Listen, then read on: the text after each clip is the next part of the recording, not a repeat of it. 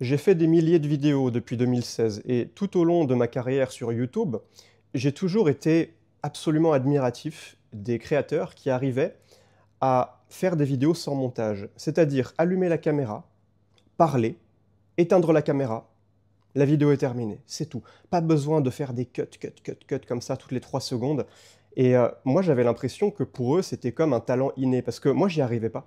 J'ai jamais vraiment réussi à faire ça, parce que à chaque fois que j'allumais la caméra, j'avais comme un juge interne, c'est cette petite voix de l'auto-sabotage qui me disait: «Putain, là, la phrase, tu l'as pas assez bien dite. Là, t'as bafouillé. Les gens vont se foutre de ta gueule. Refais la phrase». Je me retrouvais parfois à refaire la phrase 15 fois. J'exagère à peine. Des fois même plus, 20 fois, 30 fois. Parce que j'étais tellement omnubilé par cette idée que ma vidéo doit être parfaite que je n'acceptais pas, tu vois, rien qu'une petite intonation de travers, je ne l'acceptais pas. Et donc c'était horrible, parce que je me retrouvais avec entre les mains des rushs qui parfois faisaient 1 heure pour une vidéo qui durait entre 5 et 10 minutes. Enfin, je ne sais pas si tu te rends compte, c'est-à-dire les 90% du rush, ça partait à la poubelle, c'était du raté. Et ça, franchement, j'en avais honte. Heureusement, enfin, les gens voyaient pas ça, si tu me suivais à cette époque. Tu l'as jamais vu. Mais putain, moi je le voyais quand je faisais le montage de la vidéo. Non seulement j'étais là, putain, je suis pas foutu d'aligner 2 phrases, c'est quoi ce bordel? Et en plus, putain, c'est usant mentalement, quoi, de passer 3 heures là à faire des cuts, c'est robotique. Voilà, donc aujourd'hui, j'ai réussi, après quasiment 10 ans sur Internet, à surmonter ce blocage. Alors, j'ai pas fait énormément de vidéos sans montage. Là, aujourd'hui, j'en fais une par semaine. C'est un défi que je me suis lancé cette semaine. Mais je voulais en parler parce que probablement, enfin, beaucoup d'entre eux, vous qui me suivez, vous êtes des entrepreneurs. Vous créez peut-être du contenu vidéo, peut-être pas vidéo, mais peu importe, vous êtes intéressés par tous ces sujets-là. Et peut-être que ça vous tente de faire des vidéos sans montage comme ça. Des vidéos juste où vous posez votre cul sur une chaise, vous appuyez sur le bouton, vous racontez ce que vous avez raconté, parce que vous avez beaucoup de choses à raconter, très intéressantes, qui peuvent passionner vos clients et leur apporter beaucoup de valeur. Et puis c'est fini, pas besoin d'après faire du montage ou d'aller recruter un monteur, lui faire des feedbacks, etc. Juste quelque chose de simple, quelque chose de minimaliste. Et cette chaîne, elle s'appelle Business Minimalist, c'est pour une raison. Ici, on va au plus simple et direct. On ne se prend pas la tête. On aime bien tout ce qui respecte la loi de Pareto, 20-80. Et ça en fait clairement partie, les vidéos sans montage. Donc dans cette vidéo, je vais déjà t'expliquer pour qui c'est fait les vidéos sans montage, pour qui c'est pas fait, parce que c'est pas pour tout le monde. Et puis je vais aussi te donner les bénéfices et les techniques pour concrètement réussir à le faire, parce que peut-être que pour toi aujourd'hui, tu te dis c'est intimidant, je m'en crois pas capable. Effectivement, si tu t'en crois pas capable, ça va être difficile parce que tout part de la croyance. Si tu te dis c'est impossible, j'y arriverai pas, ça va être difficile. Alors qu'en réalité, tu en es capable et je vais te le prouver un peu plus loin dans la vidéo. Donc reste avec moi. Mais d'abord, on va commencer avec pour qui ça s'adresse. Disons que cette approche de faire des vidéos sans montage, en plan séquence, ça s'adresse surtout, je dirais, à des entrepreneurs qui ne sont pas des youtubeurs. Si toi, tu es youtubeur, tu veux faire des millions de vues, centaines de milliers d'abonnés, tu tapes le million d'abonnés, allez, tu veux faire de la viralité, ça va pas être pour toi. Ça va être très difficile, en fait, de faire de la viralité avec du contenu lent. Parce qu'aujourd'hui, si tu veux faire de la viralité, il faut parler à la masse, et la masse, malheureusement, elle a le cerveau drogué à TikTok, format ultra court. Et si t'es pas dense au point de rajouter un truc qui bouge, là, une animation toutes les 2 secondes, les gens vont lâcher, ça va pas faire des millions de vues. Après, tu as toujours des exceptions, des Pokémon rares, qui arrivent à faire des vidéos sans montage et qui font beaucoup de vues. Je pense par exemple en français, tu as Aldostérone. Après, on en pense qu'on veut, moi j'ai pas d'avis forcément sur le fond du message, mais lui, c'est incroyable. Et il te pond des vidéos sans montage comme ça, qualité dégueulasse, 720p, il te tape du 100 000 vues, 200 000 vues des fois. Après, il parle de sujets brûlants et il a une audience très fidèle. Mais lui, c'est un Pokémon rare. Je pense aussi au chef kebabier Kurnaz, qui moi m'avait beaucoup inspiré à l'époque. Ces vidéos à l'ancienne, là où il se posait, il racontait ses conneries, c'était incroyable. Et avec la prosodie kurnazienne, comme il l'appelait, lui, tu vois, c'est vraiment Pokémon rare parce qu'il a un personnage qui est vraiment fascinant à écouter. Mais si tu es un entrepreneur et que tu es quelqu'un de banal comme moi, tu vois, moi j'ai pas une personnalité flamboyante, je suis un mec plutôt normal. Tu vois, regarde ma tête, j'ai rien de spécial. Et tu peux quand même, avec des vidéos très simples, des vidéos sans montage, bâtir un business exceptionnel. Parce que ce sur quoi tu vas miser, ce n'est pas développer une audience horizontale, c'est développer une audience verticale. Une audience horizontale, c'est aller ratisser très large. C'est la viralité, justement. Mais il n'y a pas de profondeur. Quand tu tapes le vertical, Le problème, c'est que bah, tu vas faire des shorts, tu vas faire des TikTok, tu vas faire des millions de vues, et les gens qui te regardent, bah, ils sont juste en train de scroller sur les chiottes ou dans les transports en commun. Et tu les intéresses pas tant que ça. Ils veulent juste un shot de dopamine, c'est pour ça. Donc il n'y a pas vraiment de profondeur.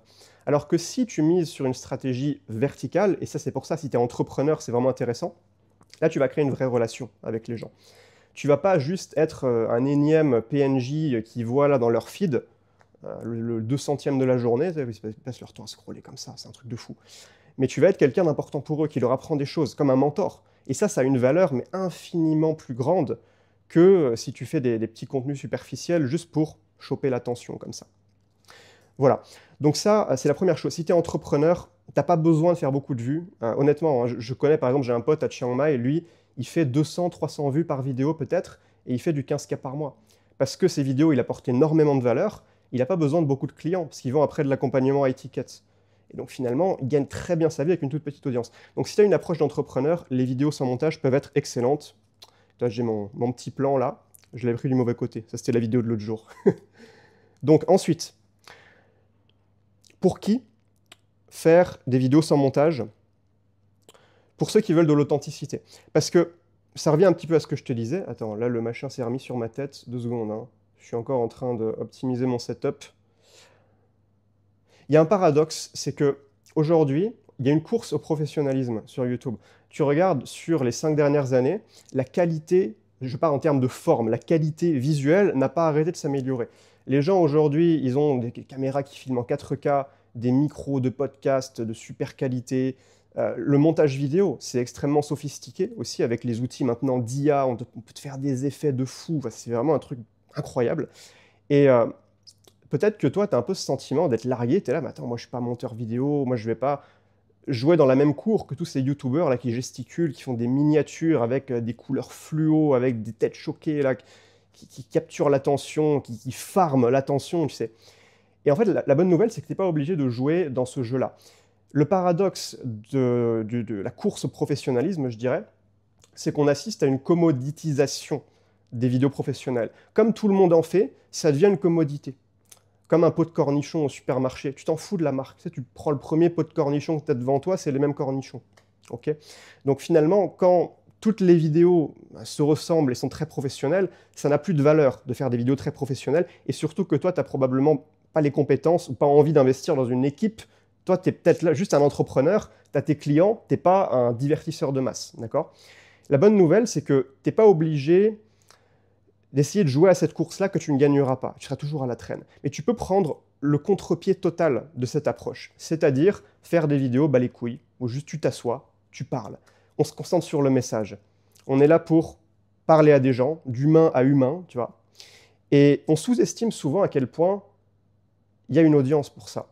Les gens sont friands de vidéos simples, où juste on écoute quelqu'un qui parle, raconter un truc intéressant sur un sujet qui nous intéresse, et tu vas développer une relation beaucoup plus profonde avec les gens, parce que tu vas être authentique, tu vas être perçu comme authentique, contrairement à celui qui fait tout le temps des cuts, des effets, des trucs. Là, il y a une distance qui se crée entre le créateur et le spectateur. Cette distance, c'est le mur du professionnalisme. Alors que si c'est, toi là je te parle, ça pourrait être un appel vidéo, la qualité est dégueulasse, je te parle un peu à l'arrache comme ça, c'est pas grave. Ça peut être comme un appel vidéo avec un pote. Et donc, dans ton cerveau, tu vois, tu mets cette vidéo-là dans une case comme si c'était un ami qui te parlait, ou quelque chose de beaucoup plus sincère, beaucoup plus spontané. Et ça, disons que ça joue dans un jeu complètement différent. Tu n'es pas dans la même catégorie que ceux qui font de la viralité et voilà, qui font énormément de vues, et tu n'as pas besoin, c'est la bonne nouvelle. Je prends un petit coup de café. Aussi, il faut se dire un truc, c'est que les vidéos sans montage, ça permet de filtrer les touristes. Si tu es entrepreneur, tu veux pas des adolescents qui sont juste là pour leur shot de dopamine. Toi, tu veux tes clients. C'est ce que je te disais par rapport à l'exemple de mon pote. Lui, il n'a pas besoin de faire beaucoup de vues. Parce que les vues, c'est les bonnes vues. Ça, c'est quelque chose qu'il faut bien comprendre. C'est difficile, hein, je sais. Moi, j'ai pendant longtemps été pris au piège, tu sais, des vanity metrics. Les chiffres qu'on te montre sur les plateformes. Sur YouTube, tu vois les vues, tu vois les abonnés. Mais à aucun moment, on va distinguer une vue de une vue. Ça, c'est 2 humains. Mais ça peut être complètement différent. Dans un cas, ça peut être ton client idéal qui va te rapporter des milliers, voire des dizaines de milliers d'euros de LTV. De l'autre côté, ça peut être Jean Célestin au chiottes qui scrolle et qui en a rien à foutre de toi. Une vue. Ça n'a rien à voir. Mais si tu te laisses influencer par les chiffres que tu as sous tes yeux, malheureusement, tu vas être dans une dynamique toxique par rapport à ton contenu, c'est-à-dire que tu vas vouloir faire plus de vues parce que c'est comme ça que tu vas indexer ta valeur personnelle en tant que créateur. Et moi, je suis tombé dans ce piège pendant très longtemps. Et la réalité, c'est que tu n'as pas besoin des touristes.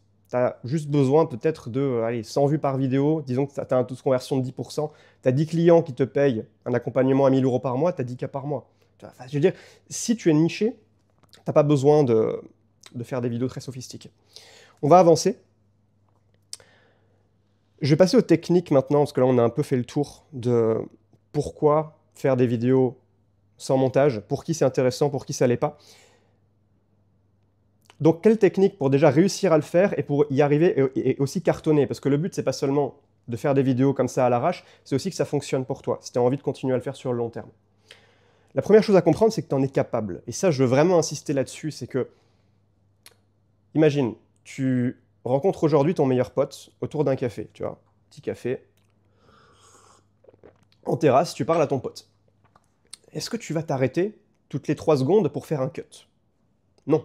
Est-ce que tu vas lui dire « Attends, là, ma phrase, elle n'est pas bien. Attends, je bug, je m'arrête, je réfléchis à la prochaine phrase que je vais dire. » Non, ça va être fluide. Donc tu vas me dire « Oui, mais Emilio, c'est pas du tout le même scénario. Là, tu me parles d'une situation de la vie quotidienne. » Ok, je te mets devant un live. Tu appuies sur le bouton « Lancer le live ». Est-ce que tu crois que tu vas faire du montage vidéo? Ben non, il n'y a pas de montage vidéo dans un live. Les gens sont là à t'écouter. Il faut que tu délivres maintenant ton message. Sinon, tu auras l'air d'un gland si tu t'arrêtes de parler pendant 20 secondes. Donc, quand tu es en live, tu sais que tu n'as pas possibilité de te rattraper après au montage. Ton cerveau est dans un mode différent. Et tout l'enjeu, c'est de réussir à reproduire ce mode, ce cadre mental dans lequel tu sais que tu n'as pas le droit de répéter tes phrases, tu n'as pas le montage derrière. C'est maintenant que ça se passe. Tu es là pour parler. Tu n'es pas là pour fournir le discours parfait que tu vas ensuite rafistoler avec ton logiciel de montage. Et si tu arrives à reproduire ce cadre, en fait, ça va être beaucoup plus facile parce que tu vas parler et je te jure que tu en es capable. Encore une fois, si c'était en live, tu le ferais. Ce serait stressant. Je ne dis pas que c'est facile. Au début, tu as une résistance émotionnelle à le faire. C'est le trac. Comme avant de monter sur scène, tu as le trac. C'est normal. Mais une fois que tu le fais, tu te rends compte qu'en fait, ça va. En fait, ça va. Donc ça, c'est la première chose à comprendre, c'est que tu en es capable. Et moi, ce que je conseille de faire, c'est dès le départ, quand tu appuies sur le bouton enregistrer, tu te dis si je m'arrête, si ça part en couille, je supprime et je recommence. Il n'y a pas le droit à l'erreur parce que si tu t'autorises à te dire ah bah tiens là j'ai un peu buté, c'est pas juste cette fois-là je vais faire une coupure, ça marchera pas. Ça va être une pente glissante. Tu vas t'autoriser une 2e fois, 3e fois, 10e fois et tu vas retomber exactement dans les mêmes travers perfectionnistes avec des vidéos où tu dois ensuite essuyer tout le montage et te taper tous les cuts derrière pour rattraper tes bêtises. Donc vraiment, dès que tu fais une erreur, à la limite, tu fais une erreur, souvent ça arrive au début, toi tu lances l'enregistrement, t'es pas trop sûr, mais après une fois que t'es lancé, tu vois là je suis lancé dans cette vidéo, donc je m'autorise pas à l'erreur. Il n'y a pas, juste, j'ai pas le droit. Ensuite, avoir un support, tu vois moi mon support, regarde la taille de ce petit carré rectangle de papier, j'ai plié une feuille. Tu vois, je l'ai plié 3 fois. 1, 2, 3. Une feuille à 5. Ouais, je crois que c'est à 5. Pourquoi? Pourquoi je l'ai plié autant? Parce que je ne veux pas me laisser beaucoup de surface. Je veux que le plan de ma vidéo soit concis. Et encore là, je trouve que j'ai mis trop de trucs, tu vois. Je ne sais pas si tu vois, la mise au point ne se fait pas, c'est pas grave. Mais j'ai écrit beaucoup de choses. Et j'ai remarqué une corrélation directe entre la longueur de ton plan, de ton script que tu écris, et la difficulté à lâcher prise. C'est-à-dire que plus tu vas écrire de points à dire dans la vidéo, plus tu vas avoir de chances de te planter, plus tu vas avoir de risques de bafouiller. Et là, tu vois, je ressens que j'ai un peu de mal parfois, parce qu'il y a beaucoup de choses écrites. Alors que s'il y avait juste 5 bullets de points, tu te laisses beaucoup plus le droit d'improviser. Tu lâches prise. Parce que tu n'as pas ce stress de dire « Putain, là, j'avais écrit un truc, il faut absolument que je le dise. » Et donc, tu anticipes, c'est agité dans ton mental. Tu es là « Putain, il ne faut pas que j'oublie, là, de dire ça, ça, ça. Il y avait un bon exemple, je l'avais écrit. » Si ton plan est concis, tu as plus le droit d'improviser, et donc c'est plus facile. Il va tomber par terre, là. Oula. Donc, avoir un support court. Quelques bullets de points, ça suffit. Ensuite, parle lentement. Si tu parles très vite comme ça, tu vas être stressé. Autorise-toi à parler plus lentement. Comme je suis en train de le faire là, à faire des pauses. c'est pas grave. Aussi, ça augmente ton charisme quand tu prends des pauses dans la conversation. Ça, c'est une technique de base. Ça montre que tu es posé, que ton discours est ancré dans le moment présent, que tu ressens pas le besoin là de tout de suite, il faut que je chope l'attention des gens là, comme ça, il faut que je parle vite parce que sinon les gens ils vont arrêter de m'écouter. Tranquille, tranquille. On respire, tu vois, c'est ok. Ça fait partie du jeu. Encore une fois, je répète, tu ne joues pas au même jeu que tous ces youtubeurs très professionnels. C'est un autre jeu. Je dis pas que ce jeu-là est mieux que l'autre. Encore une fois, d'accord. Si toi, t'aimes bien faire des vidéos super montées, super léchées, c'est cool. Mais c'est pas le même jeu. Si toi, tu préfères le jeu des vidéos sans montage authentique, respire, tranquille, parle lentement, ça va mieux se passer. Ensuite, ça c'est une technique, c'est la technique de l'encre. C'est-à-dire que si à un moment donné, tu sais plus quoi dire, ça c'est un peu la phobie qu'on a quand on lance l'enregistrement, et si je sais plus quoi dire, et si j'ai un blanc, tu vois, là, par exemple, ah merde, là les gens sont en train de m'écouter, je dois faire de coupures, comment je vais faire? L'idée, une bonne technique qui fonctionne bien, c'est d'avoir comme un petit rituel roue de secours, par exemple, tu vois, moi je prends une petite gorgée de café. Ça me permet de temporiser. Voilà, ça permet de faire une transition fluide et de me laisser un petit peu plus le temps de réfléchir à la suite. Ou alors juste, je prends mon petit carré là et je lis vite fait, voilà. Ça le fait, tu vois, ça passe. Et donc ça te permet de gagner un peu de temps et c'est beaucoup plus facile. Alors que si tu te dis là, il faut que je trouve maintenant un truc à dire là tout de suite, du tac au tac, tu vas te mettre beaucoup trop de pression. Et ça va pas le faire, tu vas bégayer, tu vas pas y arriver, et ça va t'énerver, tu vas essayer de recommencer, mais tu vas être dans une mauvaise humeur, tu vas entrer dans un cercle vicieux d'émotions négatives. Il faut faire attention. Autre tactique, sois détendu. Quand tu fais ta vidéo, si tu es comme ça, là, tendu, dans une position inconfortable, avec de la tension dans ton corps, c'est plus compliqué. Mets-toi vraiment dans une position comme si tu étais avec un pote autour d'un café en terrasse. Voilà, détendu, tranquillou, le bras comme ça, même si tu veux. Soyons fous, pourquoi pas. Si tu es détendu physiquement, tu vas beaucoup plus facilement réussir à entrer en mode conversation au lieu de mode performance. C'est ce que je veux dire par là. Mode conversation, c'est quand ton attention est sur le message, sur ce que tu veux enseigner, ce que tu veux dire, ce que tu veux raconter aux gens qui t'écoutent. Mode performance, c'est quand ton attention est sur ton apparence, sur comment les gens te perçoivent, tu es dans la peur. Ça, c'est le mode performance. Oh putain, il faut que je sois bien coiffé, il faut que je mette la bonne gestuelle, que j'ai la bonne intonation de voix.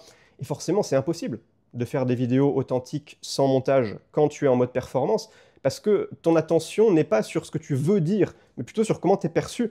Et donc, comment tu veux dérouler un message cohérent si tu es obsédé par autre chose, si tu es distrait, et en plus sur quelque chose qui te stresse. Donc, être détendu, ça aide à rentrer plus facilement en mode conversation. Une autre petite tactique, j'en ai pas oublié là, ouais non, une autre petite tactique, c'est d'aller sur le site articulé.com, je ne sais pas si je peux l'ouvrir là, j'étais dessus avant, voilà. Donc articulé.com, c'est un site, moi je l'utilise depuis des années, tu as des phrases difficiles à dire, et tu les répètes avec un stylo entre les dents. Par exemple, j'examine cet axiome de Xénophon sur les exigences, les excès et l'expiation. Voilà. Des phrases compliquées, avec un stylo dans la bouche, ça va te permettre d'entraîner ton articulation. Je reviens sur ma tête, c'est bon, je refais le focus. Ok, nickel. Ça te permet, si tu veux, de réduire le risque de bafouillage. Parce que, en fait, si tu n'as pas entraîné les muscles faciaux, les muscles qui sont engagés lorsque tu prononces un discours, tu as plus de risque de buter sur des mots, de bafouiller, et donc ça peut te faire stresser. Alors que si tu t'es entraîné en amont, tu as fait le petit exercice là, ça prend franchement 3 minutes, tu vas avoir échauffé les muscles de ton visage, et donc il y aura moins de risque de bafouillage, donc tu auras plus de facilité à dérouler ton discours sans coupure. Ensuite, ne te dis pas, je vais faire que des vidéos sans montage à partir de maintenant. Fais un test. Dis-toi, bah vas-y, cette semaine, j'en fais une. Et prends-le comme un jeu. Ça, c'est le plus important. Amuse-toi à le faire. Si c'est quelque chose qui t'angoisse, alors, ça peut t'angoisser, mais dis-toi, c'est plus de l'excitation. C'est que c'est un peu le trac, forcément. Il y a un peu de stress, mais du stress positif. C'est de l'excitation. C'est parce que tu vas tester un truc nouveau, mais sois enthousiaste à l'idée de le faire. Vois-le comme un jeu. Et dis-toi, je vais juste en faire une et voir. Ok, t'en fais une. Tu la postes. Par contre, poste-la, parce que sinon, bah... Après, tu peux commencer par ne pas les poster, juste pour te montrer que, bah, tu vois, tu es capable de le faire. Mais voilà, quand même, au bout d'un moment, poste-en une pour avoir du feedback et te rendre compte, parce que tu te rends compte souvent que ça marche très bien, ce genre de vidéo, les gens adorent. Les gens sont friands, je le répète, hein, mais les gens sont vraiment friands de vidéos spontanées, authentiques. C'est le tweet de Naval, j'ai lu un tweet de Naval, j'avais screenshot, je te le mettrai, je te rajouterai ça au montage. Je ferai pas de coupure, mais je rajouterai. C'est ce dont le monde est accro aujourd'hui, c'est l'authenticité. C'est ce que les gens veulent, parce qu'on leur balance tellement de contenu édulcoré, filtré, on te montre que la vitrine, les gens se montrent sous leur meilleur jour. Quand tu as un truc brut, un peu crade, imparfait, vulnérable parfois, ça plaît. Les gens peuvent se connecter émotionnellement. Voilà, donc post. Et dernier truc, y avait-il un dernier truc? Je prends un petit café. Super important. Super important. Quand tu fais des vidéos sans montage, ce qui compte dans la performance de ta vidéo, ça va être exactement la même chose que quand tu fais des vidéos léchées avec des montages super sophistiqués. C'est le titre et la miniature. Le titre et la miniature, tu ne peux pas y échapper. Moi, ça a été un peu mon erreur quand je faisais une vidéo par jour, là, au mois de mai cette année. C'est que j'étais tellement la tête dans le guidon au quotidien que je prenais un sujet qui m'intéressait, je trouvais que c'était sympa, voilà, j'en parle, je fais ma petite vidéo, et au moment de la publier, je suis là, merde, qu'est-ce que je mets comme titre? Qu'est-ce que je mets comme miniature? Bon, la miniature, tu peux simplement mettre un screenshot, ça marche très bien, tu sors du lot, là où tu es au milieu de plein de miniatures avec des effets IA, des têtes choquées, là comme ça, des trucs, des textes, des machins, toi juste, ta tête comme ça, tu sors du lot, c'est magique, c'est très contre-intuitif. Mais si tu oses faire ça, je te jure que c'est beaucoup plus efficace de faire juste un screenshot de ta tête avec une expression faciale, un geste, un truc comme ça, bah tiens là, tu vois, je m'en servirai là pour la miniature de cette vidéo. Mais c'est beaucoup plus efficace que d'essayer de jouer sur le même terrain, encore une fois, du professionnalisme qui devient une commodité, parce que tout le monde fait pareil. Mais le titre, tu vois, moi, des fois, j'arrivais pas à trouver un bon titre et ça me frustrait. Du coup, la vidéo, elle performait pas. Je me disais, putain, c'est con, parce que je sais que ce que je dis dans la vidéo a beaucoup de valeur, mais le marketing, l'emballage de la vidéo, donc titre miniature, est pas bon, parce que je suis la tête dans le guidon, je fais une vidéo par jour. Donc, il faut toujours commencer par un titre. Ça, c'est un conseil qu'on entend souvent, tu as peut-être déjà entendu. Quand tu fais une vidéo, que ce soit une vidéo sans montage ou une vidéo avec beaucoup de montage, peu importe le style de la vidéo, ça c'est une règle absolue de YouTube. Tu peux l'écrire sur ton bureau. Commence par la miniature et le titre. Le titre surtout, pour nous. Nous, c'est vraiment le titre qui nous intéresse. La miniature, on fait un truc minimaliste. Avec un petit texte à la limite vite fait. Mais écris d'abord le titre, parce que le titre doit communiquer un angle original, un angle qui va attirer la curiosité. Mais si tu fais d'abord la vidéo, tu vas te retrouver bloqué. Tu auras une vidéo avec un message rigide, et tu vas te retrouver là, ouais, ChatGPT, j'ai fait cette vidéo, je parle de ça, propose-moi des titres, il va te proposer des trucs éclatés. Tu vas te retrouver finalement avec un titre dont tu n'es pas content. Donc commence vraiment par lister les titres, et une fois que tu as un titre, tu te dis, putain, ça c'est pas mal, j'aime bien cet angle-là, c'est émotionnel, c'est sexy, il y a un truc croustillant dans le message, là ça va attirer l'attention. Là, fais ta vidéo, déballe ton message. Moi là, je sais que je pars du mot-clé vidéo sans montage, et je suis content de mettre ça dans le titre. Après, on verra comment je structure. Mais voilà, déjà, je pars de ce titre-là. Tu peux pas y échapper. Et si tu veux, c'est ça qui va faire 80% de la performance d'une vidéo. Que ta vidéo soit avec ou sans montage, c'est vraiment ça. Tu peux faire la meilleure vidéo du monde, même avec du montage épileptique là, qui bouge avec des effets, des couleurs, des trucs jaune fluo. Si le titre et miniature sont éclatés, ça ne marchera pas. Donc, titre, vraiment, écris d'abord le titre, un bon titre. Apprends à en faire aussi. Je pourrais te faire des vidéos là-dessus, ça t'intéresse, dis-moi. Écoute, ma foi, je crois que nous arrivons à la fin de cette vidéo. N'hésite pas à me laisser un petit commentaire, ça fait toujours plaisir, j'irai les lire. Et si tu veux aller plus loin, je te mets en dessous le guide du créateur minimaliste. Je te partage bon nombre de principes, de secrets, issus de mon expérience. C'est pas du réchauffé au micro-ondes de Alex Hormozy. Bon, j'aime bien Alex Hormozy, hein, j'ai rien contre lui, ne me méprenez pas. Mais voilà.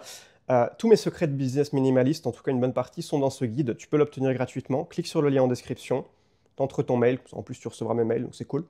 Et tu pourras lire le guide. Et si tu aimes le minimalisme, si cette philosophie te parle, que tu as envie de multiplier tes revenus, tu es entrepreneur, tu veux multiplier tes revenus en travaillant moins ou en travaillant avec plus de plaisir, voilà, tu vas y trouver ton bonheur. Lien en description. Je te fais un bisou. Je te dis à demain. Là, je fais une vidéo par jour en ce moment. Abonne-toi aussi si t'es pas abonné. C'était Emilio. Ciao.